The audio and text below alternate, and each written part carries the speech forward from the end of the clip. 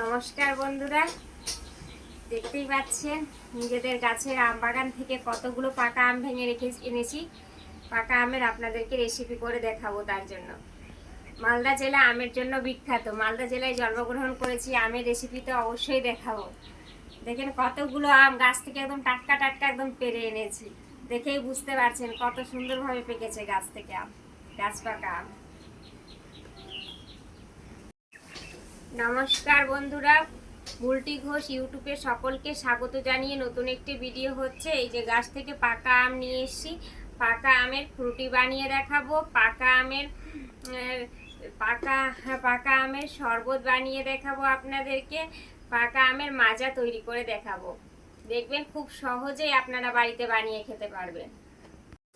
দেখতেই পাচ্ছেন বন্ধুরা, একদম দেখেন একদম গাছ পাকা আম, একদম টাটকা টাটকা গাছ পাকা আম। নিজেদের বাগান থেকে আমগুলো একদম পেরে নিয়ে এসেছি। দেখেই বুঝতে পারছেন কতটা পেকেছে আমগুলো। এবার আমগুলো আমি ছিলে নেব।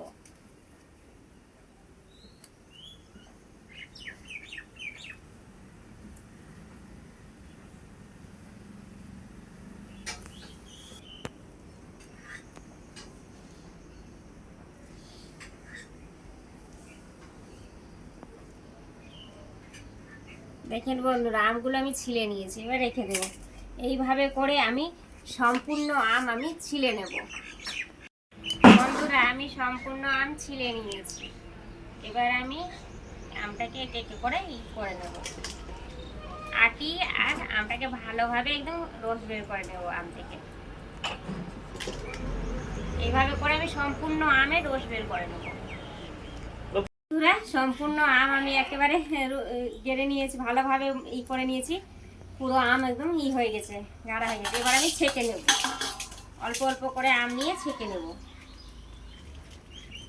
এরকম ছাঁকনি নিয়েছি, এভাবে করে সম্পূর্ণ আমের কাঠ বের করে নেব। কাঠ আর আমের আঁশগুলো একদম আলাদা আলাদা হয়ে যাবে। সম্পূর্ণ আম আমি এবার ছেঁকে নেব।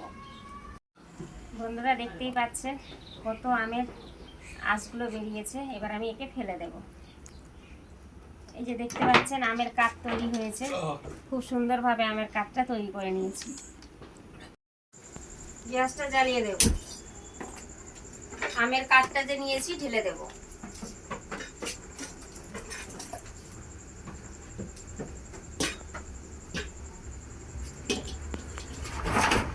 ভালোভাবে ফুটিয়ে নেব, ভালোভাবে ফুটিয়ে নেব। এই পর্যায়ে চিনিগুলো দিয়ে দেবো। পাকা আম তো বন্ধুরা অনেক মিষ্টি হয়, তাই অল্প চিনি দেব।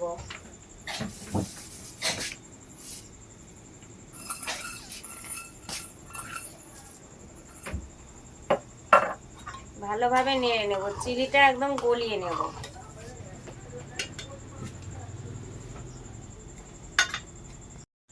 গ্যাসটা আমি বন্ধ করে দেব। এবার আমি ঢেলে নেব।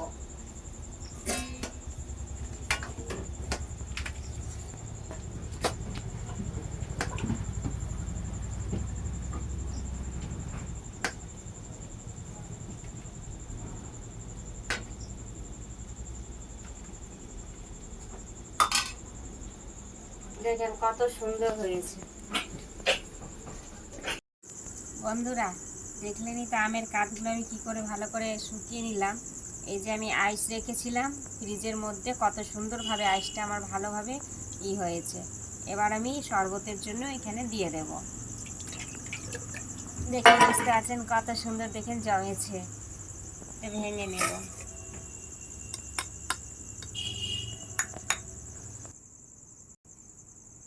বন্ধুরা, এই যে আইসটা আছে আপনারা ভেঙেও দিতে পারেন। আমি গোটাই এর মধ্যে দিয়ে দিলাম আমের কাঠের মধ্যে। একটু পরেই দেখবেন পুরোটাই গলে গেছে। দেখেন বন্ধুরা কত সুন্দর হয়েছে, দেখেন একদম বরফের সঙ্গে আমটা একদম মিশিয়ে গেছে। রেস্টুরেন্টগুলোতে এইভাবেই বানানো হয় ম্যাঙ্গো পুডিং, মাজা এবং পাকা আমের শরবত। এইভাবেই বানানো হয়। আপনারা দেখতেই পেলেন খুব কম সময়ের মধ্যে আপনাদেরকে আমি বানিয়ে দেখালাম। এইভাবে আপনারা বানিয়ে খাবেন আর ফ্রিজের মধ্যে রেখে দেবেন। এবার আমি বোতল নিয়েছি, বোতলের মধ্যে ভরে দেব।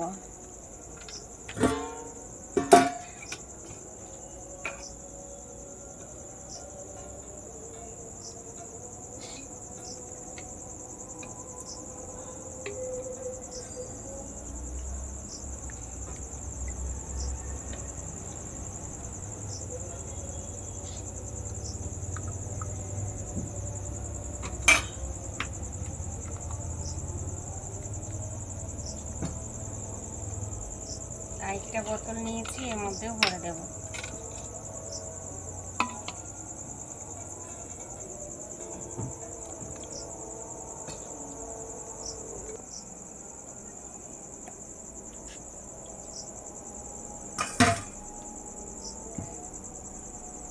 এই যে দেখতে পেলেন বন্ধুরা, ম্যাঙ্গো পুডিং, মাজা আর পাকা আমের শরবত, ঠান্ডা ঠান্ডা শরবত।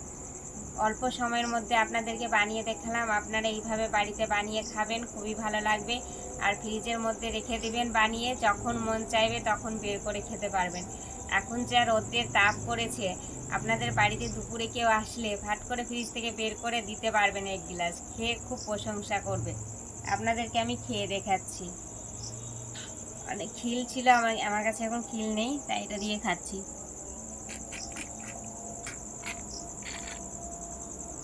খুবই সুন্দর হয়েছে বন্ধুরা, প্রচণ্ড সুন্দর, খেতে খুবই ভালো লাগছে। এইভাবে বানিয়ে আপনারা খাবেন, খুব ভালো লাগবে। সকলে ভালো থাকবেন, সুস্থ থাকবেন। আর আমার ইউটিউব চ্যানেলটা যে আছে ওতে সাবস্ক্রাইব করে দেবেন। সাবস্ক্রাইবের পাশে যে ঘন্টিটা রয়েছে ক্লিক করে দেবেন। নিত্য নতুন ভিডিও পেতে লাইক ও শেয়ার করবেন। আর আমার এই আমের ম্যাঙ্গো আমার যে এটা ম্যাঙ্গো শরবত যে আমি আপনাদেরকে বানিয়ে দেখালাম, সেটা কেমন হয়েছে অবশ্যই কমেন্টে জানাবেন। আর বেশি বেশি করে শেয়ার করে দেবেন, যাতে সকলের কাছে আমার ভিডিওটা পৌঁছে যায়। নমস্কার।